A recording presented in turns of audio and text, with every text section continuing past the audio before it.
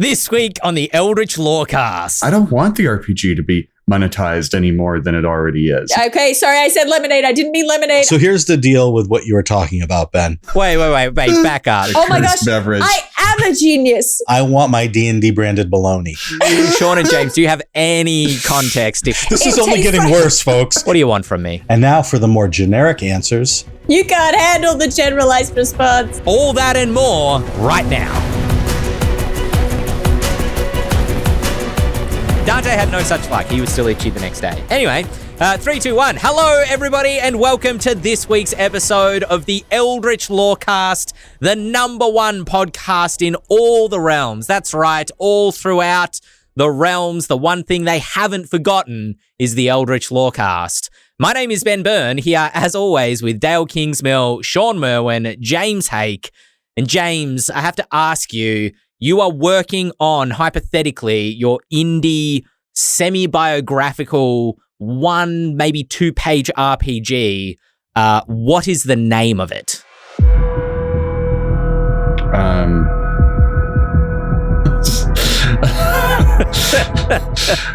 Well, James's and Joey's, surely. You have 2 stats. James and Joey. What does each stat represent? It's professionalism and creativity, of course. This is what I get for not reading the run sheet. I get blindsided by stuff like this. Shawn Merwin, what would your indie 1-page RPG semi-biographical be called? It's funny because the thing that James came up with right off the cuff is basically what I wrote, which shows you the difference between the two of us. It took me hours to come up with something, and James just was like, "Yeah, this." No, mine is called RPG ! And you have 2 stats. One is creating drunk, and the other stat is editing sober. Dael Kingsmill, semi-biographical 1-page RPG. Look, there's a theme emerging. You have 2 stats. I think I would be in trouble if I didn't call mine vague and evocative, quite frankly. Yes. And it's a game about talking your way out of trouble. This came up on your Discord recently via a meme that somebody shared. In what ratio do you feel that vague and evocative should be included in your RPG versus how much they actually are included? Ideally, you want a lot more evocative than vague. But it's, let's call it 50-50 and be generous about it. Well, to jump into some of the news this week, of which there is very little, because Dungeons & Dragons Direct is happening almost exactly 24 hours after this podcast is recorded. Because of course it is. And almost exactly 24 hours before the edited version of this podcast is released. So if you're listening to the edited version on YouTube, you're going to know whether these predictions are in any way accurate. What we apparently know is Monday, 28th of March, 9 a.m. Pacific Standard Time, which is 3 a.m. Australian Daylight Time. There was part of me that was like, oh, let's do a live stream react to this. I'm not going to get us up at 3 a.m. in Australia. That would be a bit intense. Dante, give me the permissions. But apparently what we're going to be seeing is a first better look, I suppose, at the official D&D Beyond virtual tabletop. There's going to be some tie-ins to Honor Among Thieves products. I'm not really sure. That's tie-in was the word that they used. Exciting partnerships and future books. It's going to be a 30-minute stream. You sound excited, Ben. I asked very politely last week on the Lorecast if they could do this on a Monday. They chose to very specifically do it on a Tuesday. I'm legitimately pretty excited about this.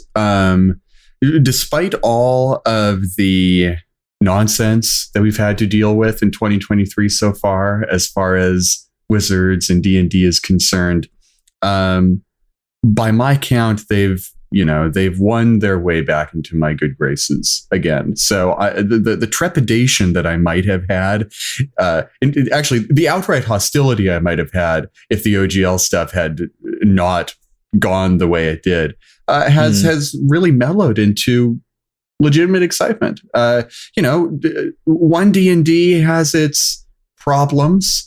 but it's a playtest. It's supposed to have problems. If the technology is good, I'm excited to see it.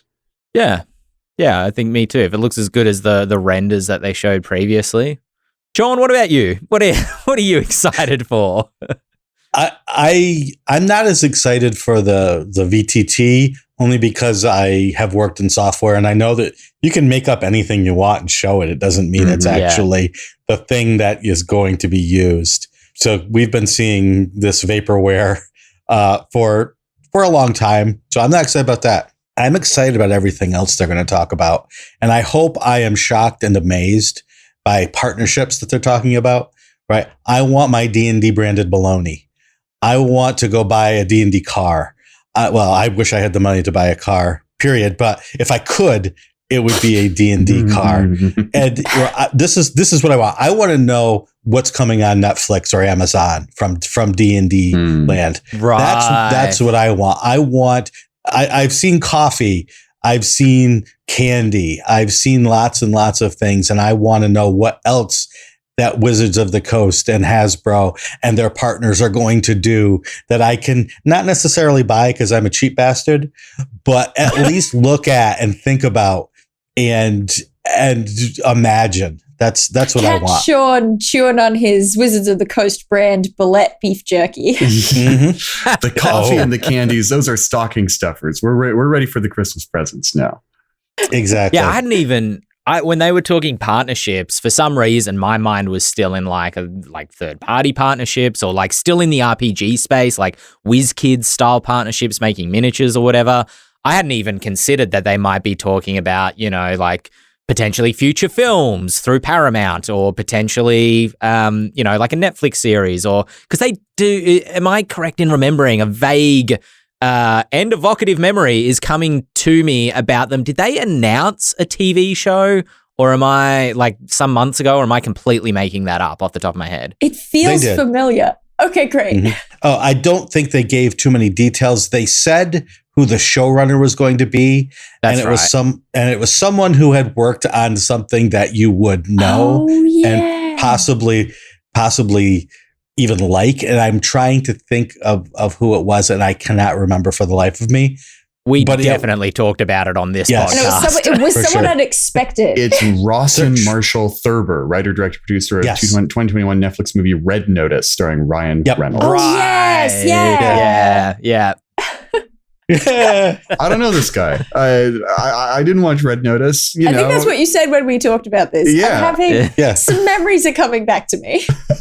Here's the thing. Well, no, this goes into how I feel about this whole, announcement system, right? Is that I feel like I am one of those people, I can't sustain my childlike wonder over a really long time. So I actually don't like this sort of Marvel phase system of announcing everything at once because I can't remember it all. Just like I don't remember the D&D TV show and I can't maintain that excitement. I like for it to come up when the trailer happens. I'll go, ooh, isn't that exciting? Mm-hmm. Sure, yeah. When they announce the book, ooh, isn't that exciting? If I remember right, this direct that's coming up actually will have precious little to do with the RPG. It will mostly be with branded properties. Right, okay. If they want to, monetize the brand to a greater extent, as Wizards has declared they want to do, I should hope it's in ancillary products like this. I don't want the RPG to be monetized any more than it already is. In fact, I'd really love to see fewer RPG products released annually, or at least big books, kind of in the way that fewer books were being released when 5th edition began, because there was their intent at the beginning of the edition was to have every book be a big event, like a new magic set. It would be a big event that the entire community could take a look at and feel like they were a part of, get engaged with. And it was around the time a couple of years ago when Strixhaven came out. I felt that slip away as we went from 3 or 4 books a year to 5 or 6 books a year. And my sort of, I just want the specialness back a little bit, and pulling back on the volume, I think can do that for a lot of people. I think we were talking about this on Twitter recently. Somebody, the MT Black or somebody asked what you think the best year of 5e releases has been. And a couple people cited, I think it was 2017, where we had Tomb of Annihilation and we had Xanathar's Guide to Everything, which were two of the most meaningful feeling supplements and/or adventure that dropped for 5e. Not only because Tomb was probably, to my memory, the most lauded adventure since Curse of Strahd before it, and that we had the Stream of Annihilation, which I believe is that where Dael and James met in person. Am I remembering that correctly? It was the year that after. event? It was 2 years after. It was D&D Live Avernus. Avernus, yeah. Gotcha. But they used to hold these huge streamed events, and you're right, it was around Strixhaven, which was actually, funnily enough, around the birth of this podcast, because like our 7th episode or something was talking about Strixhaven, where it just felt like all through 2022 and now into 2023, these releases just kind of, like a car on the highway pass you by. We've just had Keys from the Golden Vault, and we kind of barely mentioned it here because it was just like, yeah, get it if you want. To be fair, our podcast episodes were poorly timed in terms of the release schedule and other big news. That is also true, as demonstrated. I had a glance at it the other day. It looks really fun. And if you watch the D&D movie and you get really excited about playing sort of honorable thieves, then hey, look, there's that adventure for you right there. Yeah. In fact, if I remember multiple right, adventures. Doesn't that prison from Rime of the Frost Maiden show up in both the movie and Golden Vault? Yeah, you might be I want to say yes. I There's can't an Icewind Dale confirm that it's prison. the same one, but there is an Icewind Dale that's prison. right. So you almost got me there, James, because I was like, if you could have asked me any question about the D&D movie, and I would have just said, like, fully confirmed or denied anything that you asked. I got to be more on my toes. But there is a good prison one in Keys from the Golden Vault. Can you tell I'm trying to shove the entire discussion of Keys from the Golden Vault into this one little thing? I'm like, I like the book. Here's my things. I've heard some people suggest, and this sounds very conspiracy theory to me, but some folks suggest that the artwork is designed and kind of looks like a mock-up of a virtual tabletop. So they have these maps, like they have distinct maps. There's like a map that the players have and a map that you as the DM have, but they're thematically drawn to match the sort of heist that you're doing. So, there's, this one feels like a really detailed blueprint almost from the future. This one feels like it's scribbled on the back of a napkin, stuff like that, which is, I think, really, really cool. That's some of my favorite art in there, even though it's just maps. It feels like potentially it was a lost opportunity, but I wonder if there were either there was some deal that said they couldn't, or marketing couldn't quite make the connection work, or whether it felt like competing marketing objectives. But making that link between Keys from the Golden Vault and Honor Among Thieves feels like potentially a lost marketing opportunity for that adventure specifically. Might also be the timing was a bit off, because if Keys from the Golden Vault came out, sort of a month ago, and the movie was pushed back a month at some point. Maybe they were meant to come out together and it didn't quite work out that way. Yeah, that could be true as well. Do we think there's going to be any big unexpected? I mean, last time we had an episode that was right before a D&D Direct. It was episode 45 where we had Matt Colville on and basically predicted One D&D. And a lot of people have kind of gone back and commented on that video since. Do we think there's going to be any big surprise or semi-surprise announcements tomorrow in terms of, I don't know, probably not a new edition of the game, but and the virtual tabletop's available like right now. Go start using it. I'll shoot my shot. Cover art for the new Player's Handbook Monster Manual Dungeon Master's Guide. Ooh. Could happen. Intriguing. I have a question. All right. So if we're sticking to this theory that Wizards are putting out there of, One D&D being kind of, it's not a new edition, it's just a rejiggering of everything. Are we expecting the three core book model that has been, so prevalent in D&D forever, but I will point out is the thing that kept me from playing D&D specifically for a long time. As a new RPG player, I was big into Pathfinder and things because you get one book that's got everything you need versus the 3. Right. Well, that's interesting because I'm actually, as someone who started with 5e, put off by RPGs that look like they squish everything into one book because I feel like it's kind of such a strong word when the book is muddled this thick, together. Ben. That's true. I just want to I want to build on this question because I think it's a great question and just kind of drop in because Shawn and Teos on the esteemed Mastering Dungeons podcast were talking about this recently with a survey which I missed. I haven't seen it. They were talking about kind of like a customer survey that Wizards were putting out there, not related to the playtest necessarily, asking questions. And Shawn, correct me if I get this wrong, because this is sort of fourth party retold from Mastering Dungeons. But they were asking questions around like, what would entice you to purchase a product from Wizards directly as opposed to a third party retailer?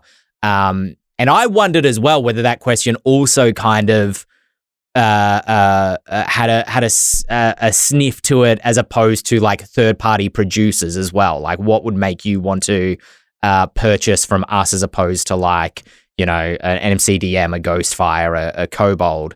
And so that's an excellent question, Dael. I wonder if they're also thinking about like whether instead of like a one book release or whatever, it's just like a release of evolving patched content on D&D Beyond continuously. And the books are just kind of, you know, here's the book if you want the physical release, but where all the real up-to-date current information is over here. Sorry, Shawn, go ahead. Oh, the really interesting question from that survey, which literally took me 45 minutes to get through, so it was long, was what do you see? Would you be upset if you bought a digital product and it changed, but the print product obviously couldn't? So the question was, would you want us to provide errata to our digital offerings, which would make it be mismatched from the print offerings? Would you be upset? What's your thoughts on that?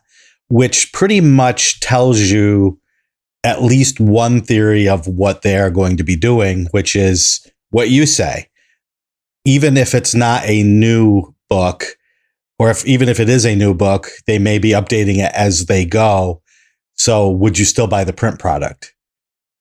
And they did do some third-party questions, but it wasn't as ominous as you make it sound. Sure. It was more, what percentage of the products you have bought for D&D have been third-party as opposed, those sorts of questions. There were questions about, where would you prefer to purchase stuff?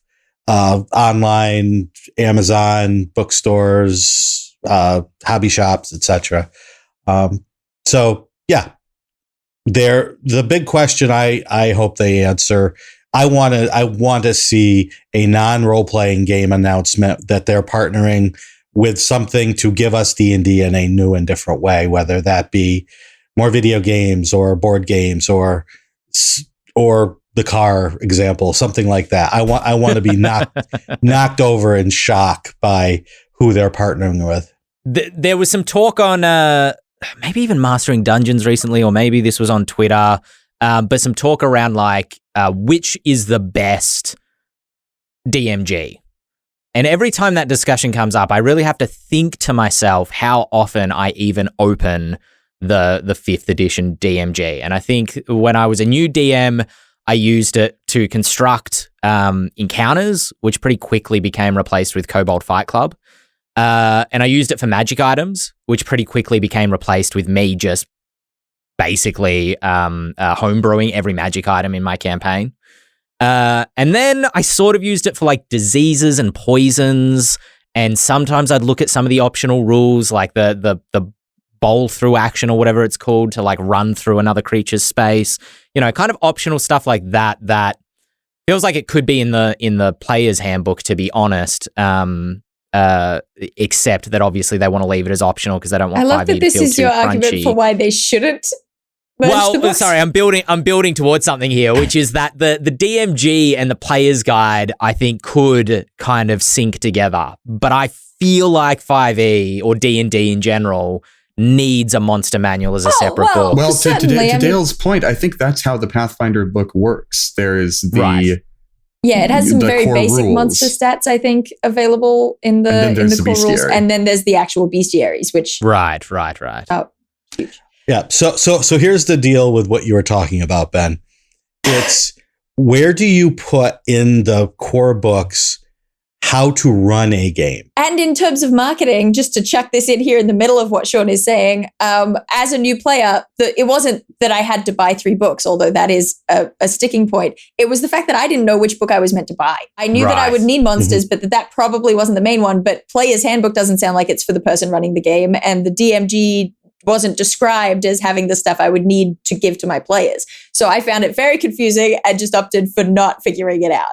To be fair, it was during the era of 4th edition. So, and one of the issues with D&D that's been going on since 1970, whatever, is there was only one way to get information to the players, and that was through a thick hardcover book.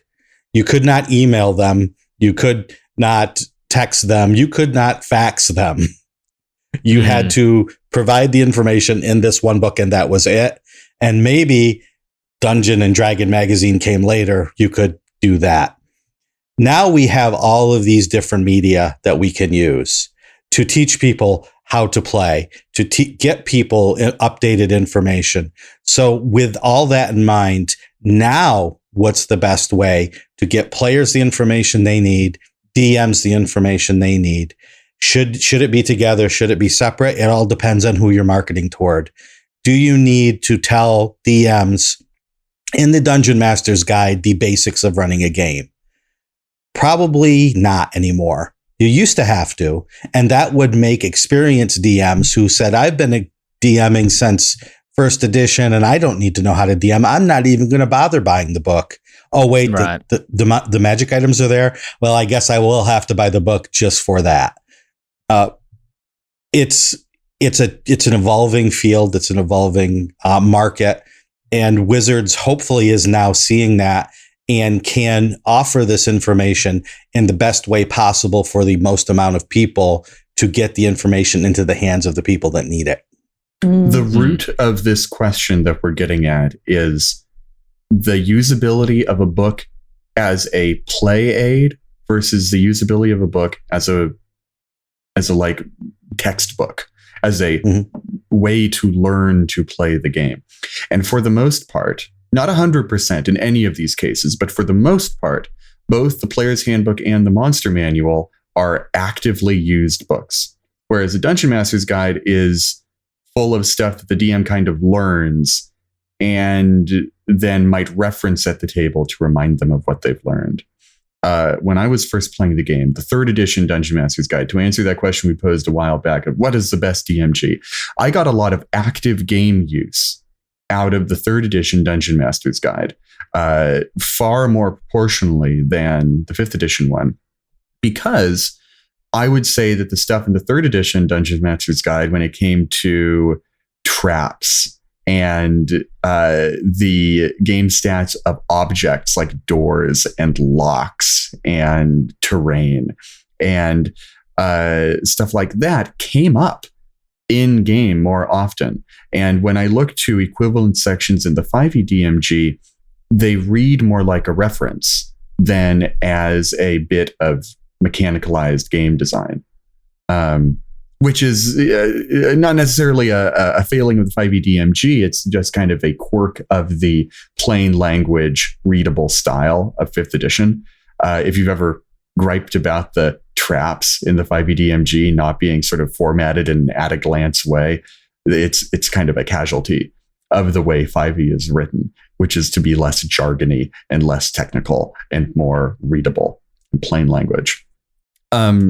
So I'm hopeful that in the 5.5 DMG, whatever it ends up being called, it's a more at the table usable book, because an at the table usable book is more relevant to more of the people, right? People who've been playing since 1970, whatever, they do not need a Dungeon Master's Guide that's essentially a collection of essays. As good as that book might be, one, they know all that. And two, there are a lot of good essay resources out on the internet. I learned how to play D&D more from people on web forums and blogs than I did from the Dungeon Master's Guide. That was a second thought at best. I just feel like it's going to be interesting.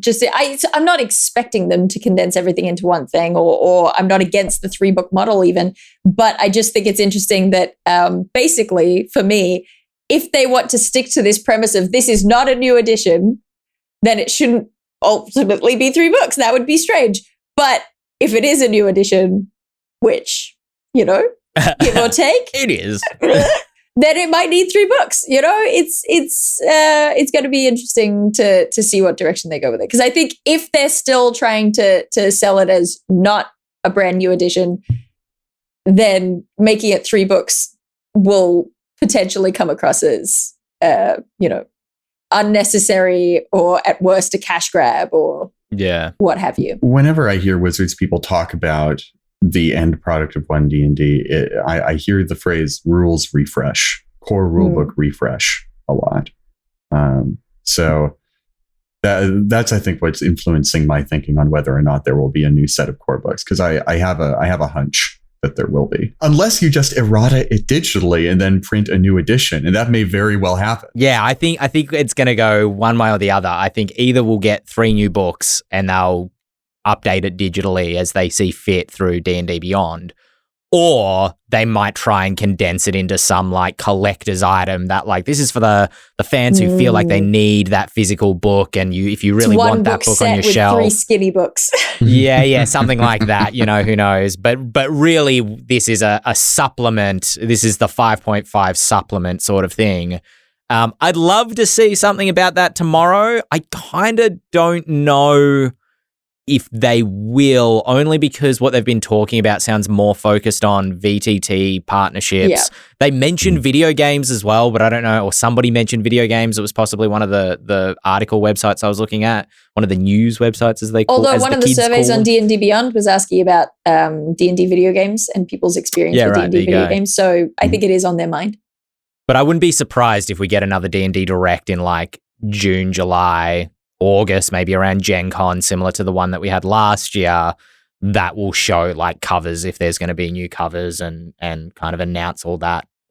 You're totally right. I've just derailed us talking about One D&D 3 core books, for ages. But you're 100% right. They've been keeping the One D&D stuff pretty much separate from this. So I would be actually surprised if we saw any major One D&D news tomorrow. But it's funny that you say that, though, because if you're watching this. What are the chances that they don't know what they're going to do with One D&D in terms of publishing yet? And what they're waiting for is how well does the movie do, and how much money do we make from that? Yeah. How much do we have to angle towards new players versus? Right. If we are going to make the $1 billion that we want just through the movie, obviously that's not going to happen, but they could make a lot more than they had planned. Then they don't have to create such pricey materials. They don't have to, they still could, and they still might, new materials for upcoming editions. And I'd be delighted. I've been looking at the output of D&D stuff recently. Someone asked me a question on Twitter. I made an offhanded post being like, there's no need to get upset about this. This isn't for you. This is for new players. It's not for people who are very well established. And someone in a comment that Twitter itself algorithmically hid from me, that I had to click to find, was like, then what is being made for me? This person asked. And I've been thinking about that question for the past 3 weeks, because on one hand, what a snotty attitude, but on the other hand, fair game. What stuff being made by the Wizard Studio is for non-new players? to a certain degree, everything is for everyone. I think that's kind of what Wizards wants it to be. And by the necessity of making it for everyone, it has to be made consumable by newer players. And that I can see how that would irk someone who doesn't need all this sort of introductory prattle, as they might see it. They just want to get to the complexity and depth of the game that they're already very well accustomed to. And I think people who are expecting that from Wizards as a majority or even significant minority of the stuff they produce just got to change their mindset, because that's not going to happen, especially because the D&D movie is reviewing well, especially because there's going to be an increasing influx of people into the hobby. The studios that are making stuff that are not, new player friendly are not Wizards of the Coast. And that is good. That is the point of this whole OGL crisis we survived earlier this year. It is so that we can create the niche stuff. I've said this 1,000 times before on this podcast, and I'm just repeating myself at this point, but it's so that we can make the niche stuff that has a smaller market, that won't make $1 billion, that won't satisfy Hasbro's X, but there is a desire for. So if you're mad at Wizards, do this one simple trick to lower your blood pressure and stop caring about what Wizards produces. You just raised my blood pressure with the pause you left in there. It was like, and the one most important thing you must know. That was a pregnant pause. One cool trick. James is so spot on there. And Wizards of the Coast almost came out and said that at the start of 5th edition, is we're going to make some books, but we're not going to make a lot of books. And we want other people to make the content that we can't make. They were not going to make adventures. We saw that when they contracted to Kobold Press and to Sasquatch Games and to Green Ronin to make adventures. And the only reason they started to make adventures was because they were selling much better than they had imagined they would. And as James also said, if this movie does great and all of these licensing partners are bringing in money, they're not going to, we need them to take their expertise and their reach and bring in new players. So as James said, there are all these third-party publishers out there who are making amazing content. That's where you're going to, as the experienced player, find this fun stuff. Yeah. I also think it's worth saying that, Wizards have been looking to find other ways of monetizing. We know this. And we as a community have been pretty vocal about not wanting it to be via weird subscriptions or microtransactions or that sort of a thing. And so the main thing that's left for them is merch, merchandising, doing interesting, fun little accessories and things like that. So we as a community do need to be, looking out and buying from these independent creators, these third-party publishers, all these extra people. But I'm not going to begrudge Wizards of the Coast for making coffee or candles or plushes, because they were always going to come up with those things. They were always going to come up with Wizards of the Coast branded Bullet beef jerky, because those are, good ideas. They're not the most unique ideas in the world. So we can support the people who make the coffee blends we like. We can support the bespoke candle makers. But Wizards of the Coast are allowed to make them too.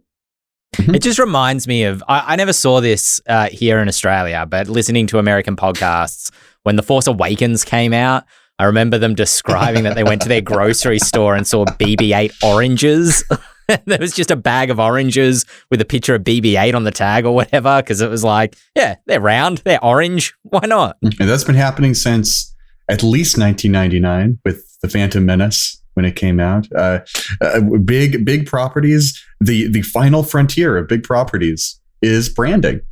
Slap a brand on it. That's advertising. That get people to care. That creates nostalgia. So that 20 years later, you can release movies and they'll go, I remember that from when I was a kid, and they'll eat it up. Speaking of movies and merchandising, I'm not sure where this is released, but it's definitely not in Australia, and I'm very jealous of it. You've probably seen this around the interwebs.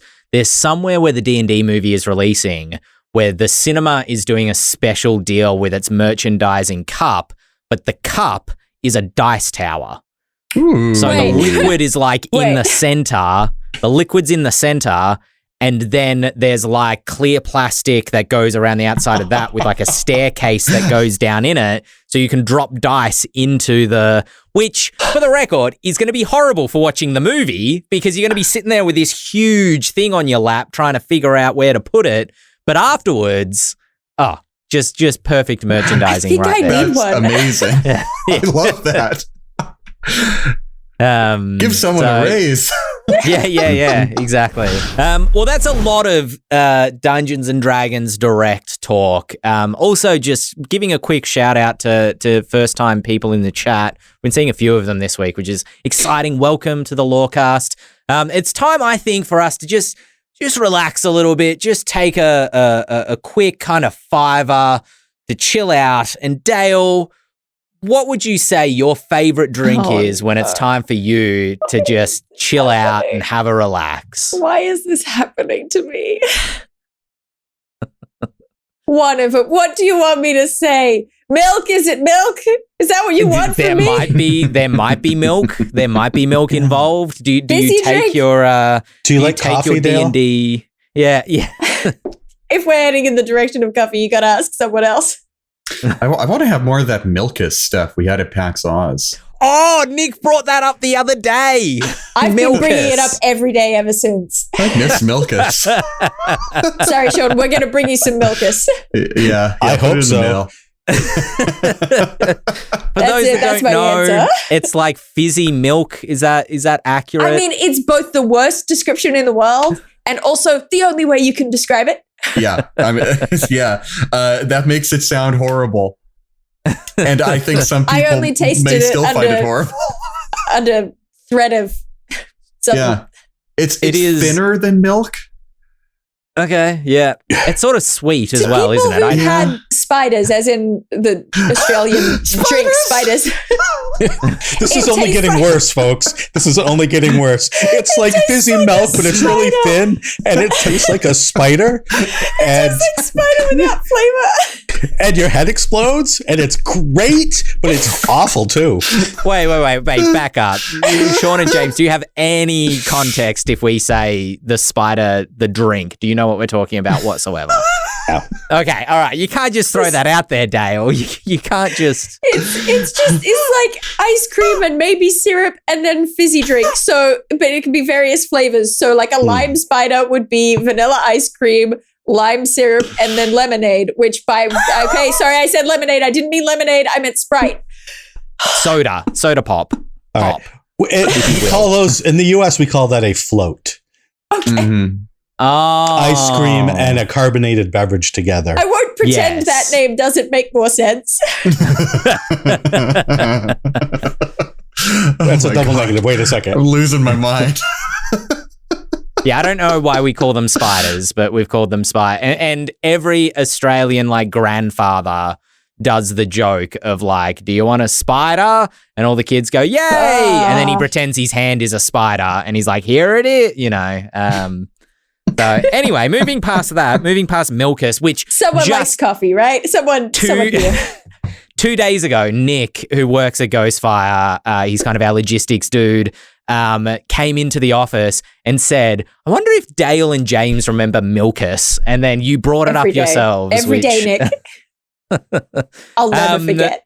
Yeah, there's D&D branded coffee. I mean, you guys have all mentioned it about 7 times already in this podcast that the D&D Coffee Club is selling subscriptions for D&D coffee if you want Beholder Brew, Dragonfire Roast, or Displacer Decaf. There were a couple of other flavors. It was a slow news week. They're doing the D&D Direct after the Lorecast. What do you want from me? It's worth mentioning, though, however, that there are also kind of, if you will, third-party nerd-themed coffee brewers in existence already. Found Familiar and Smuggler's Coffee. So you've got your choice of RPG-themed coffee brands if coffee is your thing. I say always go with the one that has the best name. I do like Found Familiar, but I'm like, how does that relate to coffee?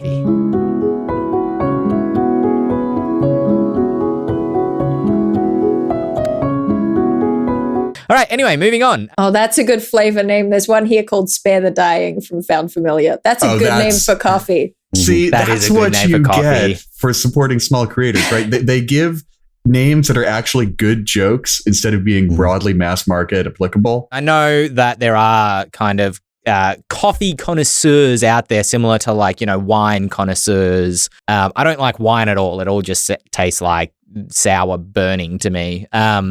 But I know that there are people that quite like those things. So I'd be curious to know, because this is it's not Wizards of the Coast that have decided to move into the coffee market necessarily, right? It's licensed out to the D&D Coffee Club. So it is officially branded. It's a partnership, it looks like, with Wizards, whatever the specific business arrangements are.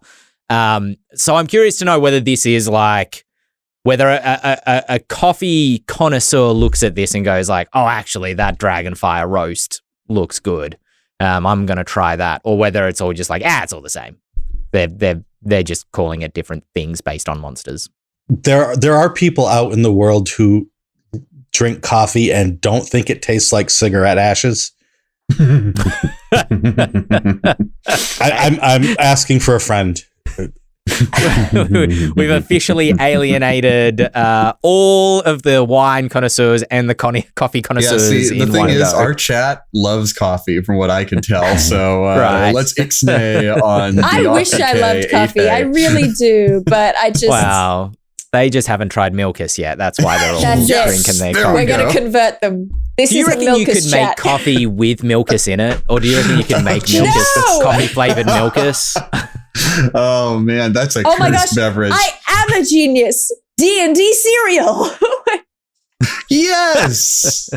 Easy money. Surely that already exists. Thank you, DM. Surely there's like a Lucky Charms, but it's like a Dungeon Treasures or something. There isn't. They better get on top of it. I'm sure that someone is trying to make it happen. If they haven't started, they are starting now. Anyway, we've still got time for some listener emails. So let us dive into the listener email bag of emails. If you want to email the podcast, you can hit us up, podcast@ghostfiregaming.com. That's podcast@ghostfiregaming.com, where you can send your emails, your rules questions, your queries, such as this one, which comes in from Murray, who is an individual, as we all are, asking, where do budding game designers turn to for advice/guidance on developing their own RPG or RPG systems? And to broaden that question out just a little bit, if somebody... There's no direct path kind of into, virtually any industry these days. But if somebody wants to break into the RPG industry, whether it's they want a full career or they just want to kind of toe dip and get more people to see their design work, see their adventures, whatever, what advice do we have? Where do people go to find out this sort of information? Shawn. So I have two actual concrete answers. One is a game convention called Metatopia. It hasn't run in a couple of years because of COVID, but I'm hoping that they restart it. And this is sort of an unconvention. This is where game designers take their games to be play tested by players and other game designers. So you are sitting down with people who are doing the same thing you are, or who are there specifically because they want to contribute as a play tester. And so you pay a fee and you take your game and you get great feedback. Plus you get to see other people's games and give them great feedback. So if you have a game that you want to be play tested, Metatopia is a great way to do that. The second one is at Gen Con. There is something, it's unfortunately named at this point, but it is the First Exposure Playtest Hall. And so now we can cringe and laugh at the name. But it is a place, similarly, where people go, they buy tickets, and you play test your events, and they get to give you the feedback.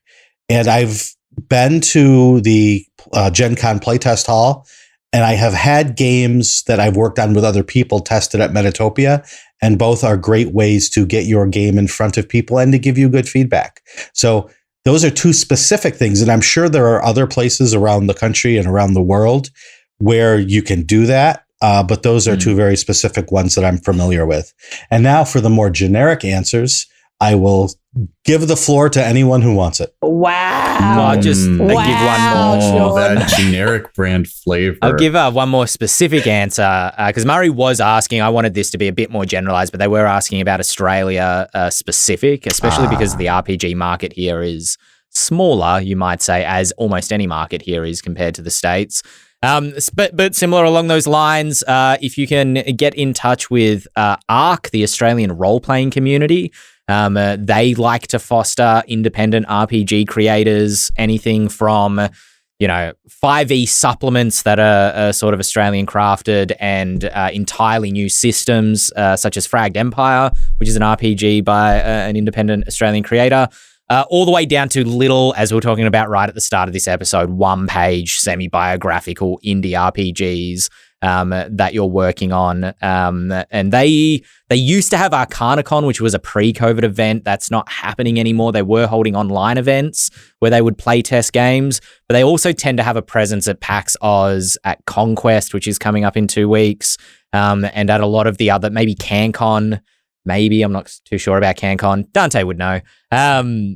Where you can go and kind of be involved in the tables that ARC are running that run specifically independent and non-D&D games alongside the Adventurers League and the other RPGs that are being run. Chaosium usually are present there and stuff like that. But now for the more generalized responses, James and Dael. All right, I'll give you a generalized response. You want a generalized response? I'll give you a generalized response. You can't handle the generalized response. You need to find a community. And these communities come in many forms. For a specific example, you could find a class like the one Shawn teaches. There are precious few university level classes, and I think even preciously fewer independent classes like you might find an actor's workshop. I doubt there is really very much in the terms of RPG writing workshops. So there is the RPG Writers Workshop, which is an online sort of community run by Ashley Warren, an incredible game designer in her own right. But it doesn't have to be a community, as in a community of students and mentors. It could absolutely be a community such as a Discord community. Many of your favorite creators, indie creators online, have their own Discords. And while it might be somewhat poor form to barge into a brand new community you have no roots in and say, everybody, look at my game. I would call that a bit rude, a bit self-centered, but join a community, make friends. And as you develop your game ideas, reach out to your friends. And if you make friends in a game design oriented community, they probably are also interested in game design, right? So there's a mutually beneficial relationship here. And reach out to them. And I would say, last of all, another form of community are conventions. And I'm going to specifically champion Big Bad Con here, which I visited for the first time in October of last year and rapidly became my new favorite convention in the United States. It's in San Francisco. It's in the fall. And the reason why it became my favorite convention so quickly is because, not unlike Shawn's Metatopia example, it is a very game designer oriented con. There's room for players, but it's a small con that generally has huge gatherings of people who make games, of people who think deep thoughts about games. And those are the kinds of people who you want thinking deep thoughts about your game idea. in a judgment-free, ego-free environment. And if you can just kind of hang around and put a game that you want to test in front of people. I play tested a game the second I walked in the door. I walked in, I got my free con mask, I got my badge, I wandered to a table, and I ran into my friend Leon, who's worked on 2 of our fables here at Ghostfire. First time I ever met him IRL. And he and his partner Willie were playtesting, I think, 3 different little games of their own, 100 feet from the front entrance. And I was like, guys, we started rolling dice, and it was a great time. And that happened instantly. Now I got to try and take all this and boil it down to the most generic answer. Okay. So basically what we're all talking about here, what every one of us has said and what I'm about to say is that it is about, because we're assuming that you've already started homebrewing and then designing and then, messing around with designing your own tabletop RPG, for example, given the question. So then the next step is getting it in front of other people. And that involves forming this community that we've all been talking about. Let me give you some digital answers because we haven't touched on that yet. And that's kind of my area, right? So, what you want to do is really leap in on stuff, get involved. How do I explain this? So when I began making YouTube videos, here we go. Here's a trip down memory lane. When I began making YouTube videos, it was part of a competition to get onto Geek and Sundry Vlogs. And I remember watching everyone else's video entries secretly and not commenting on the videos. And it wasn't until Terry Latorco, my first ever subscriber on YouTube, who I knew was also entering the competition, came and commented on my video. And I was like, wait, we don't have to be competitive. We can just talk to each other and watch each other's stuff and engage and create our own community. And it just completely changed my worldview and how I interact with the internet forevermore. Thanks, Terry. But that's what we're looking at here. So you want to be releasing stuff for, say, Free Tabletop RPG Day. You want to be taking advantage of hashtags when they are actually getting a lot of traffic because people will be looking at those things. You want to get involved in game jams on itch.io, things like that. You want to be basically finding opportunities to engage in and talk about and celebrate other people's work as much as possible. And they're going to be looking for the same thing. You're building your community, and you can do a lot of that online. I think the tricky thing at the moment is that Twitter was probably the best platform for that kind of community building, just because it technically still remains the main platform that doesn't rely on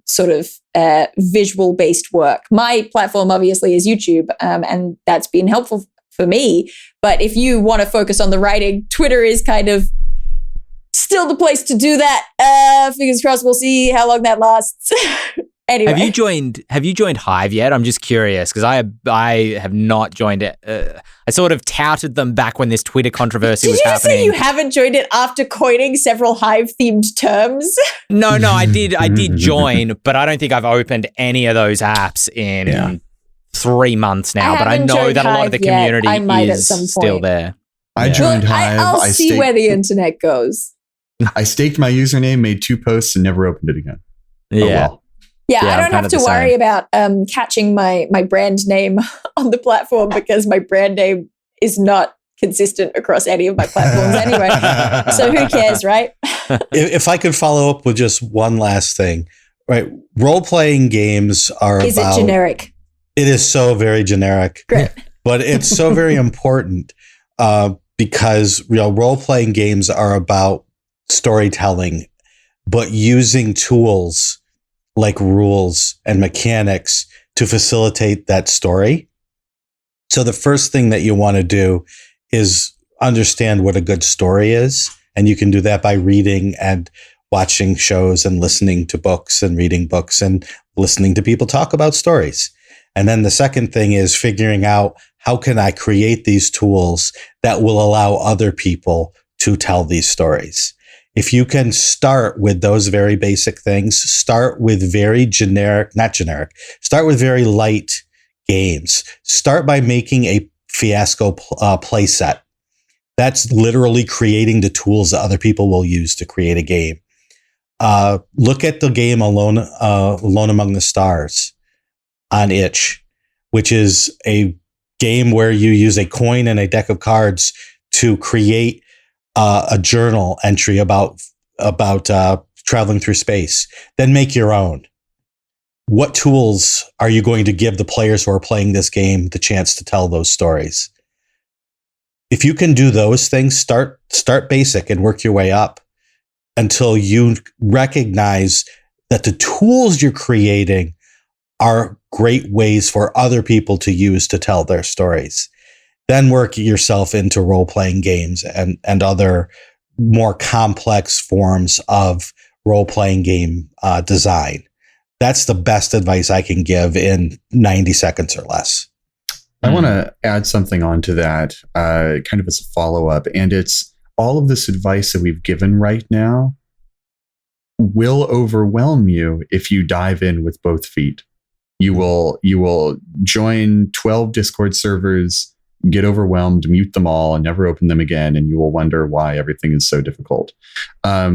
We are all nerds here, and many of us find ourselves with that sort of affiliation, not just because of the geeky stuff we like. Everybody likes geeky stuff these days, but because we care a lot about it. A lot of nerds are kind of socially anxious or neurodivergent in some way, and those things can make it difficult to socialize, to make these fast, not to make fast friendships, because when we find someone who kind of shares our interest, it really is sort of a laser connection, but to put ourselves out there, to start the process of making those friendships. And if you go into this with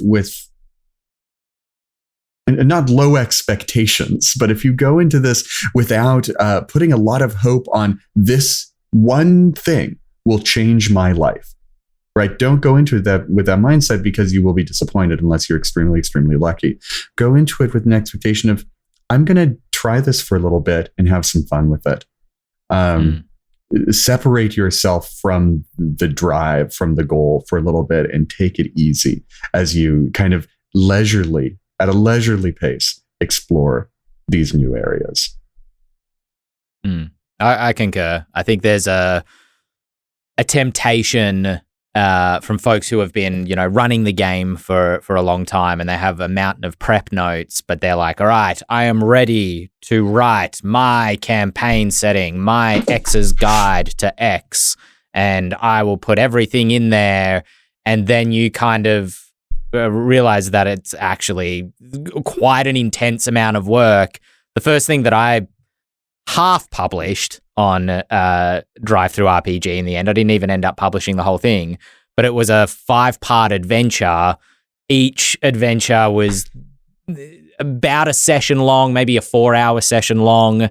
So it was like a 5-session campaign was the idea. And even that I found almost so overwhelming, it took me like 6 months longer than it should have to do it. I think if I was to redo that kind of journey for myself, I'd be like, all right, let's just do a little supplement on Drive-Thru RPG that's like 10 monsters, 7 monsters, 5 monsters, that I really like the design of. Let me put 5 magic items that I've really enjoyed and have really worked into my campaign into a little supplement, or get some other people's thoughts on them, but just kind of starting small and building up, very similarly to what Shawn says, really in support of what Shawn said, and James as well, to not be just overwhelmed with not just the breadth and width of the community, but also the amount of work that it can take to develop something like that. I do want to get around. We did have a couple of more listener emails, but I want to give them the time they deserve rather than trying to squeeze them in at the end of an episode. So if you do have a question for the Eldritch Lorecast, you can email podcast@ghostfiregaming.com. You can come hang out on Twitch. We're here at 7 p.m. Eastern, 4 p.m. Pacific every week. Shout out to the Australian time zone. Daylight savings ends this week, so set your clocks whichever direction you need to set your clocks. But nevertheless, we'll be recording at 9 a.m. Next week. We're instead. So sorry. Yes, but before we go, I want to point out a frequent viewer, Roman, asked in the chat, mailbag episode. I want to say, Roman, we really intended for that to be this episode, but never underestimate our ability to bloviate for minutes on end about topics of little consequence. One day there's going to be another really, really slow news week, and that'll be a mailbag episode. It's coming. It's coming. But fill us up with lots of emails so that we can make that mailbag episode a reality. Now that the news has kind of slowed down a little bit, it felt like every week during the OGL era debacle was plus kind One of D&D. super intense. Plus One D&D and Black Flag as well. Is any just super quickly? I don't know if it's just me. Maybe this is just a me thing.